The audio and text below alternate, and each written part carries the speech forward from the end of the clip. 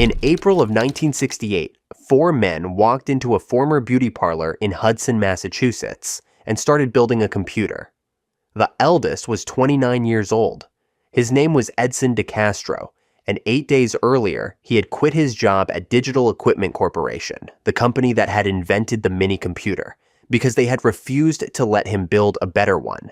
He brought with him two fellow DEC engineers, Henry Burkhart III, who was 23, and Richard Saga, along with Herbert Richman from Fairchild Semiconductor. A New York lawyer named Frederick Adler put up $50,000 of his own money and raised the rest. The total starting capital was $800,000. They called the company Data General, and they set up shop between the hairdryers and the mirrors. Within 11 months, their first computer would ship. Its serial number was 1, and it was bound for a company called Unitech in Austin, Texas, where Mobil Oil was waiting for it. It never arrived. Braniff Airlines lost it somewhere between Massachusetts and Texas, and the machine was not recovered for 2 months. The company that would one day reach the Fortune 500 began its life waiting for a lost package. You're watching Tech District, where we take apart the companies that built the electronic world, down to the circuit board and the engineer who designed it. If that's your kind of story, subscribe and hit like. Because the rise here is just as strange as the fall. To understand why Edson DeCastro walked out of DEC, you have to understand what DEC was in the middle 1960s and what it refused to become. DeCastro was born in Plainfield, New Jersey in 1938. His family moved to Newton, Massachusetts when he was 6, and he grew up in the shadow of Route 128, the highway corridor west of Boston that would become America's first technology belt. He earned an electrical engineering degree from Lowell Technological Institute in 1960, joined the Air National Guard, and in 1961, he walked through the doors of Digital Equipment Corporation. DEC was then the most important computer company most people had never heard of. While IBM dominated the mainframe world with machines that cost hundreds of thousands of dollars and filled entire rooms, DEC's founder, Ken Olsen, had bet on something smaller and cheaper. The PDP series, short for Program Data Processor, was designed for labs, universities, and engineers who needed computing power but could not afford a mainframe. DeCastro worked his way into the heart of this operation. He helped design the PDP-5, then became project manager of its successor, the PDP-8, a 12-bit minicomputer that is generally considered the first true minicomputer to reach mass production. The PDP-8 created an industry. It was designed to fit inside a 19-inch equipment rack, and over the years, as the technology shrank, thousands of them ended up embedded in laboratory instruments, factory floors, and telephone switching systems. Many were still running decades later, but DeCastro could see what was coming. Semiconductor manufacturing was advancing rapidly, and medium-scale integration circuits from companies like Fairchild were making it possible to pack far more logic onto a single board. DeCastro believed a 16-bit architecture, twice the word length of the PDP-8, could be built cheaply enough to undercut DEC on price while outperforming it on capability. In 1967, he began pushing a design study called PDP-X, a flexible architecture that could scale from 8 bits to 32. Ken Olsen was not interested. The PDP-8 was selling. The 12-bit market was growing. Olsen saw no reason to cannibalize his own product line with something unproven. By the spring of 1968, the project was dead, and so was DeCastro's patience. On April 15, 1968, Data General Corporation was incorporated in Delaware. The beauty parlor in Hudson, Massachusetts, became a computer lab. A year later, the company would move to Southborough, and eventually to Westborough. But in those first months, the entire operation ran out of a single rented space that still smelled faintly of hairspray. DeCastro was president and CEO. Richman handled marketing and sales. Adler, the lawyer who had bankrolled the venture, managed the finances and served as secretary of the board. The total payroll at founding was small enough to fit in a single room, and the engineering team began working on a single machine that would either justify their departure from DEC or make it the most expensive career decision of their lives. What DeCastro built was the Nova.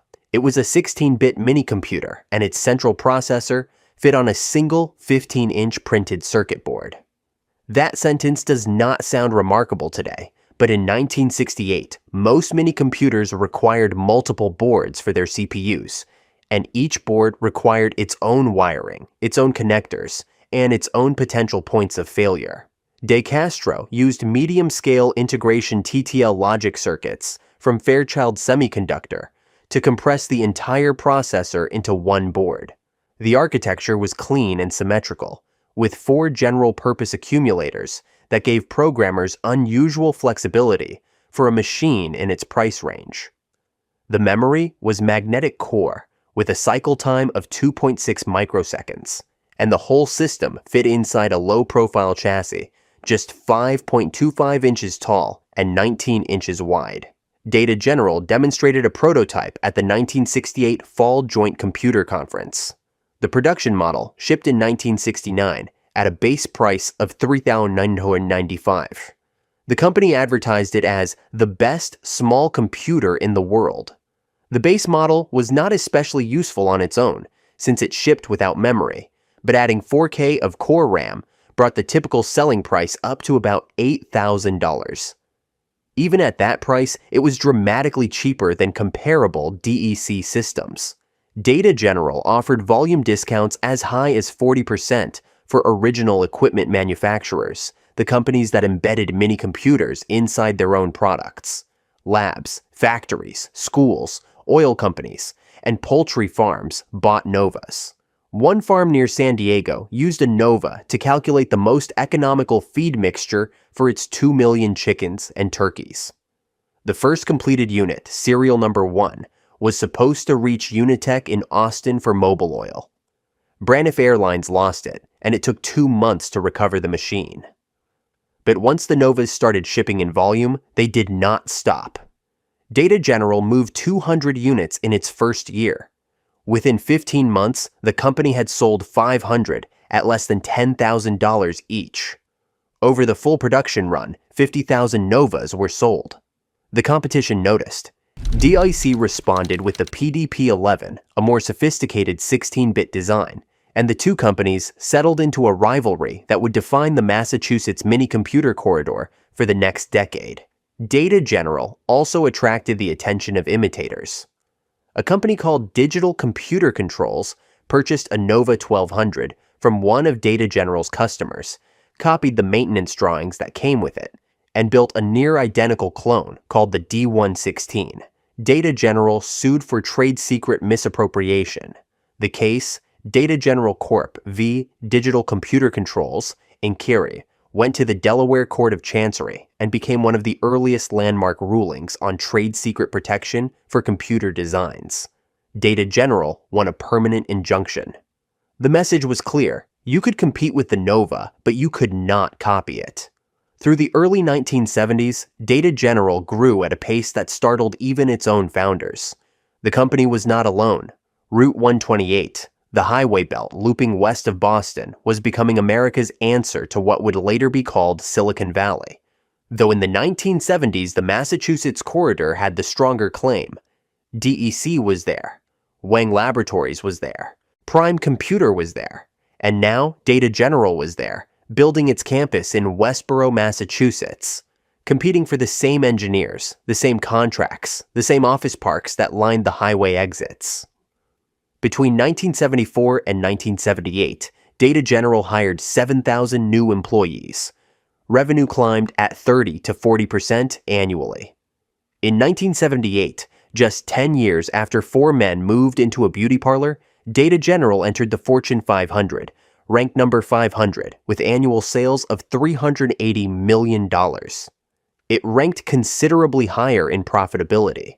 The company had failed to fill a customer order exactly once in its history, in 1973, and even that was a function of demand outstripping supply rather than any fundamental breakdown. The minicomputer market itself was expanding at an annual rate of 40 to 45%, which meant that Data General's 8 to 11% market share, while modest in relative terms, translated into enormous absolute growth. De Castro was running the operation with the same intensity that had driven him out of DEC, and for a brief period in the late 1970s, the numbers suggested he might be building something permanent. In the mid-1970s, Data General introduced its second major product line, the Eclipse series. The Eclipse computers were more powerful than the Novas, but architecturally compatible with them, meaning that customers who had already written software for the Nova could move up to an Eclipse without starting from scratch. This backward compatibility was both the company's greatest commercial advantage and, in retrospect, the beginning of its confinement. A hospital that ran its patient records on a Nova could upgrade to an Eclipse without rewriting the software. A factory that controlled its assembly line with a Nova could plug in an Eclipse and keep running. That kind of loyalty is worth a fortune in the short term. But every generation of hardware that ran the old software made it harder to break free of the old architecture. Every loyal customer became another reason not to start over. The proprietary system that built the customer base was quietly becoming a wall around it. But before that wall closed in, Data General produced something extraordinary. In 1977, DEC released the VAX 11780, a 32-bit minicomputer that leapfrogged everything on the market. Data General needed a 32-bit answer, or it would be left behind. The company had two competing projects. One was based in North Carolina, led by a team building an ambitious machine from scratch. The other was in Westboro, led by a man named Tom West. Tom West was not a typical computer industry executive. He was born in 1939, studied at Amherst College, and spent 7 years at the Smithsonian Astrophysical Observatory, traveling the world to build and calibrate precision clocks at astronomical observatories. He then taught himself computer engineering at RCA, growing restless with the corporate culture there, and in 1974, he joined Data General. For several years, he worked on 16-bit Eclipse models, earning a reputation as a demanding and enigmatic manager. In 1977, he was chosen to lead a project codenamed Eagle, and what happened next would become the most famous engineering story in American computing. West assembled a team of young engineers, many of them fresh out of college, and ran the project in near total isolation from the rest of the company. The goal was a 32-bit Eclipse that could compete with DEC's VAX while maintaining backward compatibility with the existing Eclipse software base. The team used programmable array logic chips, an early forerunner of the programmable gate arrays that would later become standard in hardware design, because PALs allowed them to revise the logic quickly without pulling out wire wrapping tools. The engineers worked brutal hours. They debugged microcode at 2 in the morning. They tested boards until the oscilloscope traces blurred. The secrecy was intense.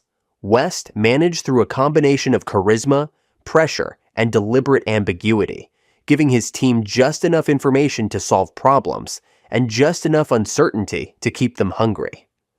A journalist named Tracy Kidder spent more than a year embedded with the team, watching the machine take shape. The Eagle shipped in 1980 as the Eclipse MV8000, introduced at the Roosevelt Hotel in New York City. It outperformed the VAX in several benchmarks, and it sold well enough to become Data General's only growth area. By 1981, the MV8000 TAUS produced 10% of the company's revenue, and it was the sole bright spot on the balance sheet. But the real legacy was the book. Tracy Kidder published The Soul of a New Machine in July of 1981. It won the Pulitzer Prize for General Nonfiction and the National Book Award. Engineers who had never heard of Data General read it and changed their career plans. Developers born after it was published have credited it with shaping their understanding of what it means to build something under pressure. The book is still in print more than 40 years later. There is a detail from the Nova's early years that belongs in this part of the story, because it connects Data General to something much larger than the minicomputer market. In the late 1960s, a teenager in Cupertino, California, named Steve Wozniak, became obsessed with computer architectures.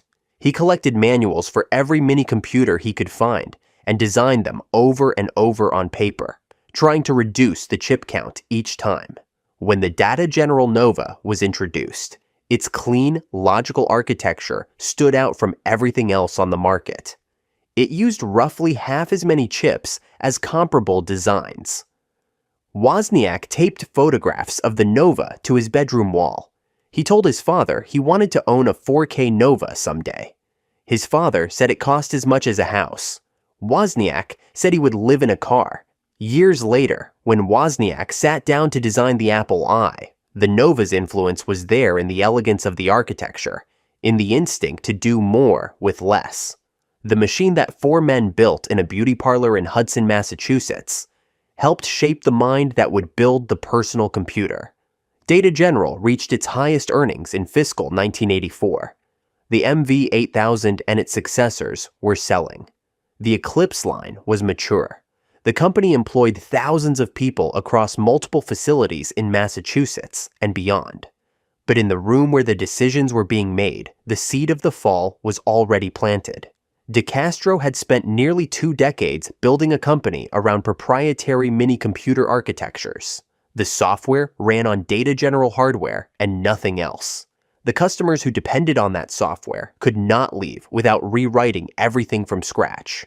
That was the moat. That was the business model, and it was about to be made irrelevant by a force that DeCastro, like nearly every minicomputer executive in Massachusetts, could not bring himself to take seriously.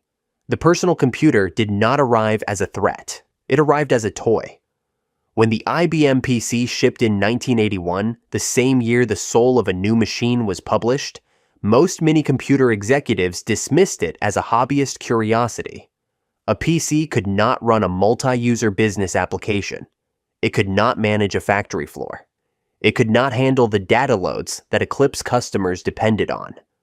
All of this was true in 1981, and none of it mattered by 1985, because the microprocessor was improving at a rate that made the minicomputer's price-to-performance ratio look worse with every passing quarter. Workstations from Sun Microsystems and Apollo Computer were already beginning to eat into the scientific and engineering markets that Data General had served since the Nova.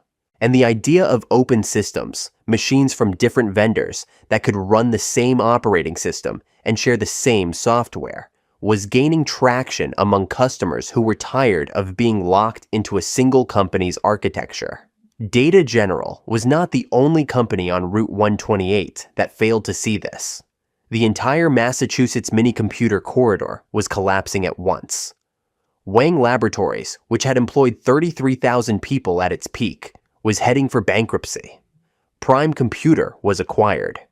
DEC itself, the company DeCastro had left in 1968, would eventually be sold to Compaq in 1998 for $9.6 billion, a fraction of what it had once been worth. The minicomputer industry did not decline gradually. It fell apart in less than a decade, and it took the economy of an entire region with it. DeCastro did not pivot. He could not. The proprietary software base that had taken 15 years to build was the company's primary asset, and abandoning it meant abandoning the customers who depended on it. He hired nearly 3,000 new employees and increased capital spending by 78%, betting that the minicomputer boom would resume. It did not.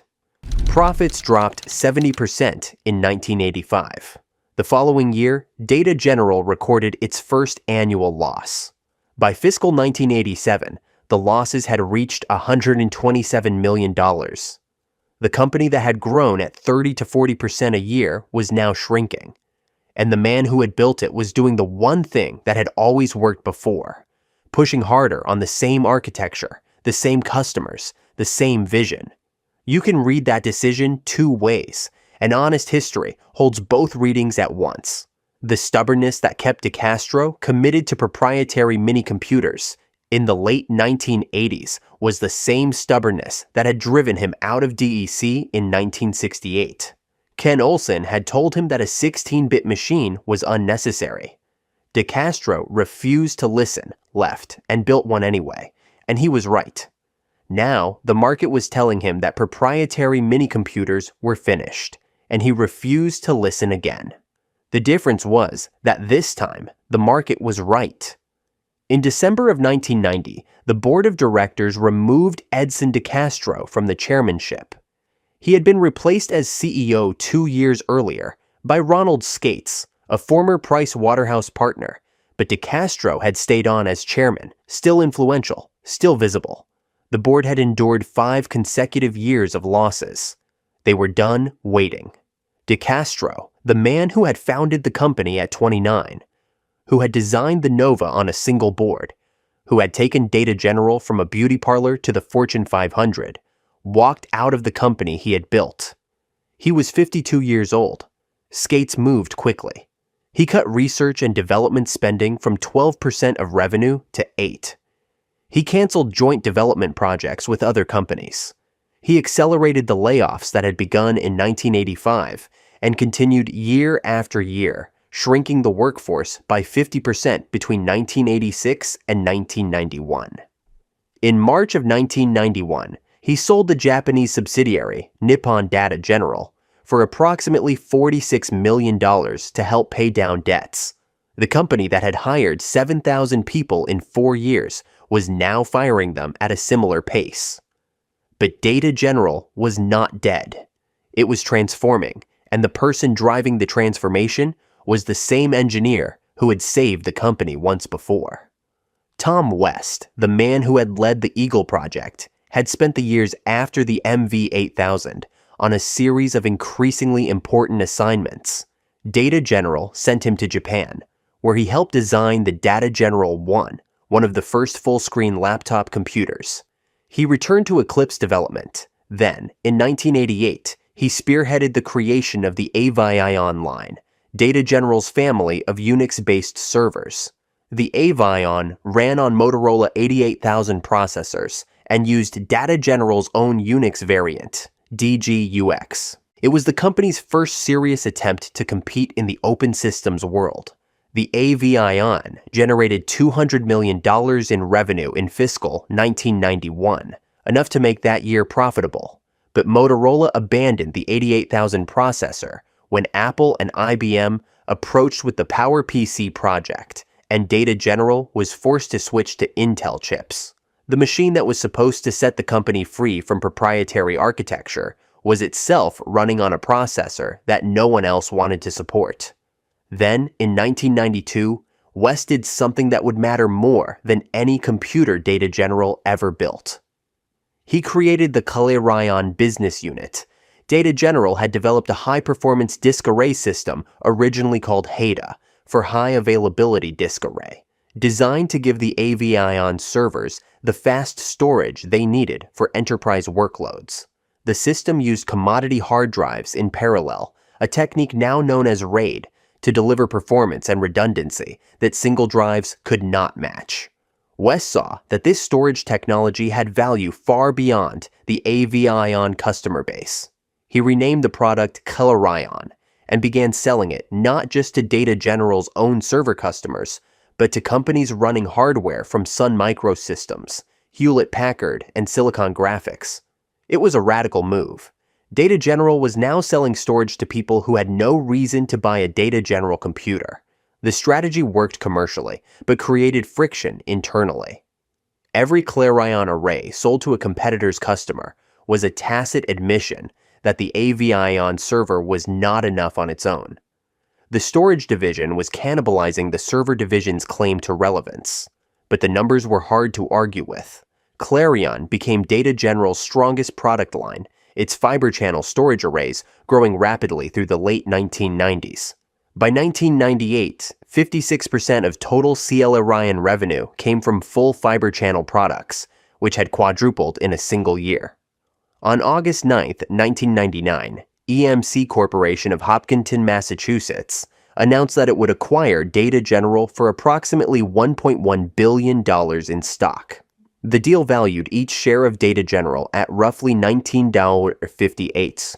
31 years after 4 men had started a computer company with $800,000 in a beauty parlor, The entire enterprise was sold for what amounted to less than a single quarter of EMC's revenue. EMC wanted the Clarion line.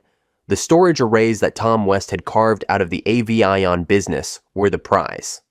The Avion servers were kept alive for 2 years under the terms of the merger agreement, then discontinued the moment the terms allowed. Consider the arithmetic of that ending. A company that entered the Fortune 500 with $380 million in annual sales, that, at its peak, employed thousands of engineers across multiple continents, that inspired a Pulitzer Prize-winning book and shaped the design philosophy of the Apple Lapurin, was sold for $1.1 billion. That was less than 1 year of EMC's revenue at the time. The name Avion vanished. The Eclipse was already gone. The Nova had been gone for 20 years. Data General built the Nova. Data General built the Eclipse. Data General built the Clarion. And then, Data General ceased to exist.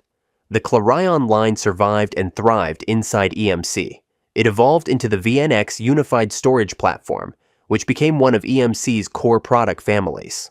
In 2001, Dell and EMC signed a 5-year, multi-billion-dollar alliance for Dell to sell Clarion storage. An analyst at the time called it just stinking brilliant. When Dell acquired EMC in 2016 for $67 billion, the largest technology acquisition in history at that time, the Ciel Orion's descendants were part of the package. The storage array that Tom West built in Westboro had traveled from Data General to EMC to Dell, surviving 3 corporate identities while the company that created it survived none. West himself died on May 19, 2011, at the age of 71. The New York Times ran an obituary. Most people who read it had never heard of him before. Most people who had read The Soul of a New Machine knew the character, not the man. Edson DeCastro spent his years after Data General serving on the boards of Boston University and Brigham and Women's Hospital. He was a founding member of the Massachusetts High Technology Council. He traveled to places most tourists never visit: Yemen, Colombia, Haiti, Guatemala. He was an avid pilot of both airplanes and helicopters. He never started another computer company. On September 6, 2024, Edson DeCastro died peacefully at the age of 85. His obituary mentioned Data General. It did not mention the beauty parlor. On the internet, the old Data General domain, dg.com, lingered for years as a handful of EMC web pages that mentioned Data General only in passing. In October of 2009, the domain was sold to Dollar General, the discount retail chain. The address where 50,000 Novas were once ordered now redirects to a store that sells cleaning supplies and canned goods. On eBay, vintage Data General Nova circuit boards sell for about $75. A working Data General 1 laptop, when one surfaces, can go for several hundred. The machines outlast the company. They always do. The former employees are the ones who remember it best. On Edson DeCastro's online memorial page, decades after the layoffs, decades after the acquisition, a former field engineer with employee number 31778 wrote that he had worked at Data General for over 20 years and that it was the best and most exciting time in the computer industry. Another wrote, "I don't know a single person that left for another job. They stayed through the layoffs. They stayed through the losses. They stayed because the machines mattered and the people who built them mattered, and the work was worth doing even when the stock price said otherwise." The first Nova, serial number 1, was lost by Braniff Airlines in 1969 and recovered 2 months later. The machine was found. The company was not. Data General built the minicomputer that inspired the personal computer, won the Pulitzer Prize, invented the storage array that powered a generation of data centers, and then disappeared into the company that bought it, which itself disappeared into the company that bought that. The name is gone. The domain is gone. The headquarters are someone else's office park. But a teenager in Cupertino once taped a photograph of the Nova to his bedroom wall and told his father he would live in a car to own one. And the machine he built instead changed the world. Data General built the soul of the machine and let someone else keep it beating. If you owned a Nova, worked on an Eclipse, or walked the halls in Westboro, drop a comment below. Tell us the model, the year, and whether it still runs. The people who used these machines and the people who built them know more about what was lost than the people who sold it. Subscribe, because we are building the archive, and your stories belong in it. We have the story of another company that bet everything on the machine that made it famous, and you will not want to miss how it ends. This is Tech District.